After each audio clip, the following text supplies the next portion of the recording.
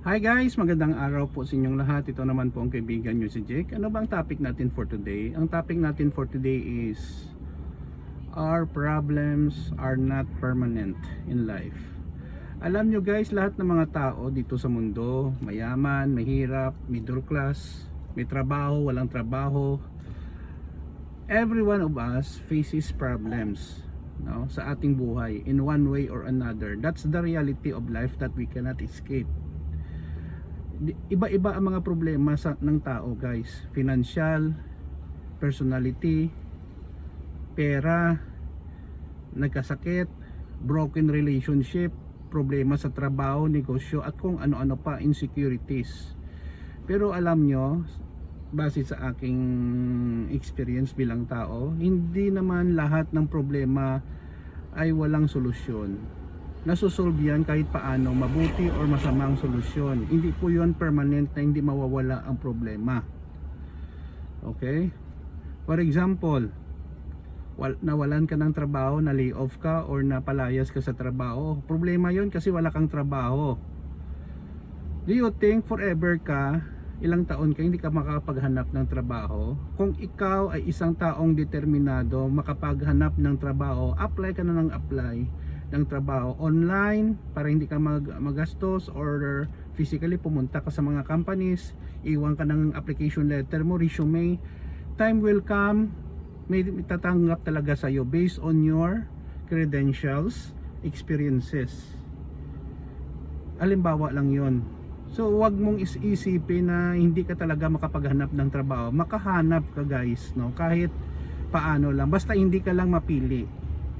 Iba kasi, iba ang mindset ng ibang tao. Dapat gusto ko ganito ang aking trabaho kasi at ito ang natapos ko. Yes, nandiyan na tayo. Pero reminders guys, no, dito sa Pilipinas we are overpopulation. Sobrang dami ng mga graduates, iba may mga experience pa. Hindi ka talaga makapagpili minsan ng trabaho na align, no, natutugma sa tinapos mo. Sometimes makapagtrabaho ka medyo malayo sa tinapos mo, sige lang. What is important guys, may trabaho ka, may income ka, at mabalik mong self-confidence mo sa sarili mo. Sabihin man ng ibang tao, oh graduate yan ng computer course, bakit ang trabaho ya? Nagluluto sa isang restaurant. Eh ano ngayon? Kung nagluluto ako sa isang restaurant, cook ako, anong masama doon? Masama ba kasi hindi align sa natapos kong computer course?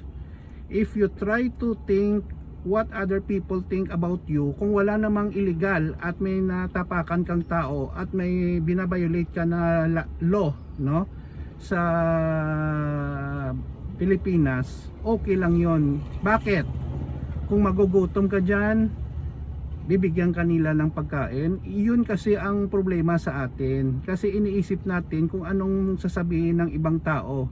This ibang tao, kapitbahay mo, relatives mo, na minsan instead na tulungan ka, sila pang sumisira sa iyo. Just ignore those people. Ang importante, may trabaho ka.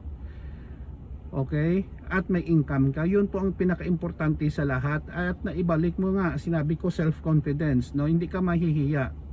Mabuti na lang yan kaysa jobless ka at nagde-depend ka lang sa iyong mga kapatid or magulang or kung sino pa man nagbibigay sa iyo ng pera na ginagawang kang tamad. So yun po guys, no, ang mga problema natin kung hindi talaga ma-solve, mawawala lang yun ng kusa.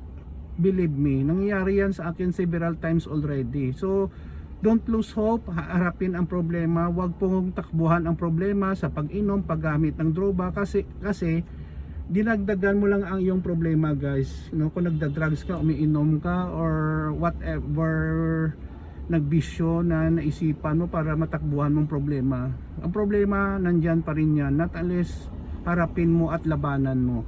Yun lang po guys, maraming salamat sa inyong panonood sa aking Facebook and YouTube channel. Thank you so much, ingat po tayo, Merry Christmas in advance to everyone. Kita-kita po tayo sa susunod na video. Ito naman pong kaibigan nyo si Jake, paalam guys.